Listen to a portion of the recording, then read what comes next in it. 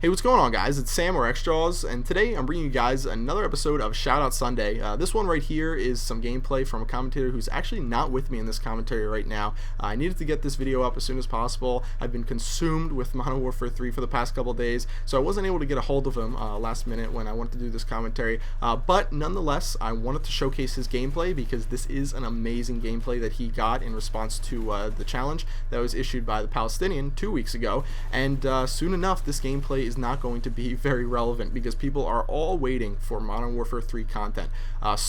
Speaking of which, I'm going to talk a little bit about their channel, tell you guys about what they do, just so you guys can get an idea, because I highly recommend you guys go check out the stuff they're doing. Every week with Shoutout Sunday, they have submitted a really awesome gameplay up until this week, and there was other gameplays that stood out to me in particular, but this week this one won. I knew it was only a matter of time before these guys had the best gameplay out of all of them. So without further ado, let's talk a little bit about their channel and then some Modern Warfare 3. So basically, you've been hearing me say their channel, which might sound a little bit peculiar, and that's because they are actually one channel formed for two people.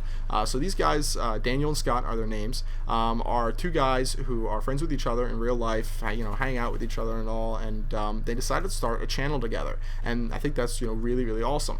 But the thing is that a lot of times you'll find that some dual commentaries are awkward, not between these guys, just in general. You can find dual commentaries that don't go as smoothly as people probably wish they did, but the great thing about their channel is that they both are, because they know each other so well, because they're friends with each other, and because they do dual commentaries with each other all the time, they almost all go extremely smoothly. I mean, they're all good commentaries.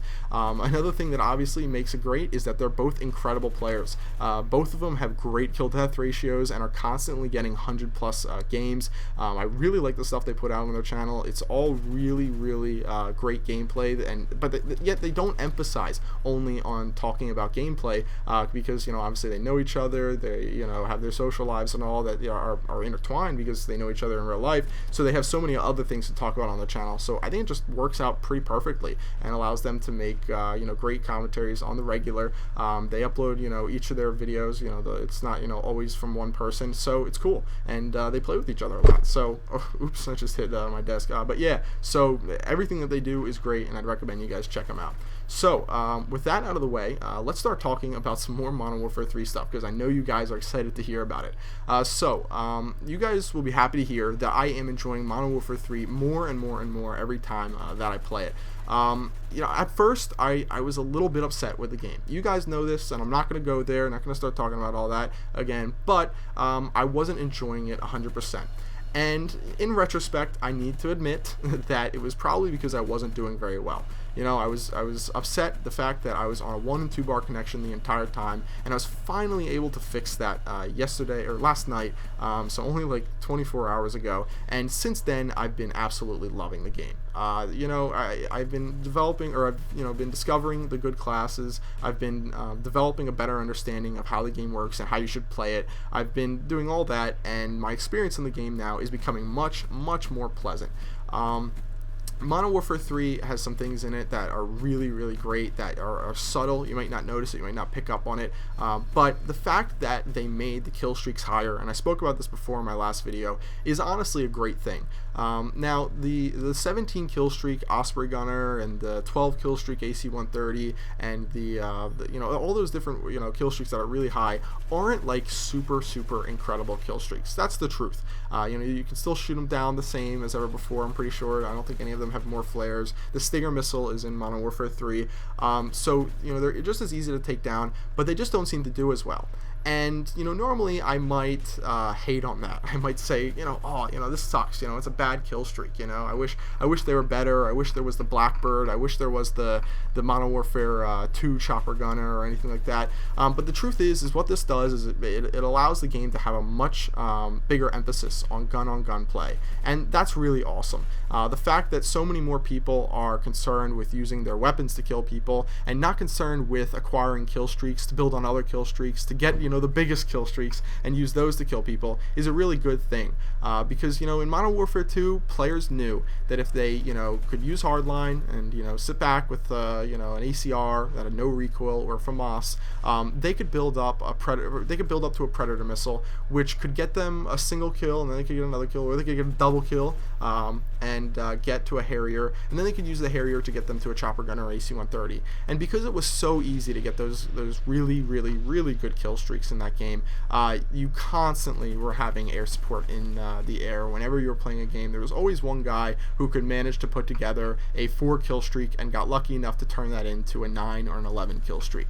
So now that element of the game is sort of gone, kill streaks still stack when you use the assault class, but they're higher and they're farther apart. It's not as easy to get up to those. It's just a better, more balanced game, in my opinion, that I'm enjoying a lot more, without a doubt. I think kill streaks should be more, the higher kill streaks should be more of a rarity. They shouldn't be seen in every single game that you play, like you saw towards the end of Modern Warfare 2. That's what I picked up on. So I'm liking that. One thing I touched on just a minute ago that I want to go into further detail about is the recoil. So I said, in Modern Warfare 2, you could pick up an ACR, and other weapons in that game, and they had almost no recoil. I mean, the RPD was one of those weapons that was a 2-shot kill if you had stopping power anywhere in the body, as long as you weren't shooting them through something, and it had very little recoil. It was very easy to use. And we saw with Black Ops, when Treyarch took over for the Call of Duty games, not took over, but when they released their Call of Duty game after Modern Warfare 2, we saw a bit more recoil, but we didn't see a huge difference. And I'm liking that Infinity Ward stepped up to the plate and added some recoil to a lot of their guns, including the infamous one, the ACR, the one that everyone said didn't even move if you unloaded a whole clip, and that's actually kind of true. So that's definitely good, and it makes the weapons a little bit harder to use. There is a weapon proficiency called Kick that allows you to decrease the recoil on your gun. However, because there's a lot of really good weapon proficiencies, including extended mags, rapid fire, what else is there? There's some really good ones. Attachments, which is basically bling. Because there's all of those, I don't think players are going to run Kick as much as maybe they should. I know I don't use Kick all the time. It depends what weapon I'm using. So even though there is a way to decrease the recoil on the guns, it might not be the best idea to run on every class, to run all the time. So you're probably going to have most players experiencing that recoil and dealing with it. So I like that a lot. It makes the kills a little bit harder, which is actually a good thing. So that's pretty much it with Modern Warfare 3 for right now. Expect some more commentaries from me tomorrow. I'll be talking more about Modern Warfare 3 and what I'm liking about it and what's to expect. And have a good day, guys. Check out Daniel and Scott's channel in the description below. They really run an awesome channel. And before you subscribe, watch some of their commentaries, because I think you guys will enjoy them. I know I didn't have them here, unfortunately, but watch their commentaries and I'm sure you'll like them. See you guys later. Hope you enjoyed the video. Bye.